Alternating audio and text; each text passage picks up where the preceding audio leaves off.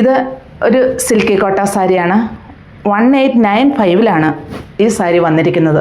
Digital പ്രിൻ്റാണ് ഇതിൽ all over വരിക. ഇങ്ങനെയാണ് ഇതിൻ്റെ പല്ലു വരിക. വിത്ത് ബ്ലൗസ് പീസിൻ്റെ സ്ലീവിൻ്റെ എൻഡിലും അതേ ഡിസൈൻ തന്നെ വരുന്നുണ്ട്. ബോഡി പാർട്ടിൽ ഈ ഡിസൈനും കൂടാതെ സെൽഫായിട്ടുള്ള എംബ്രോയ്ഡറി വർക്കും വരുന്നുണ്ട്.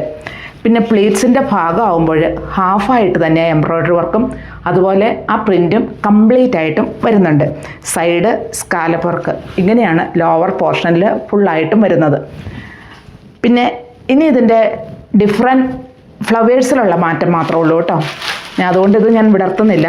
ഇതാണ് ഇതിൻ്റെ ഫ്ലവറിൽ വരുന്ന മാറ്റം. വിത്ത് ബ്ലൗസും ആണ് കേട്ടോ. ഇത് നെക്സ്റ്റ് ഷെയ്ഡ്.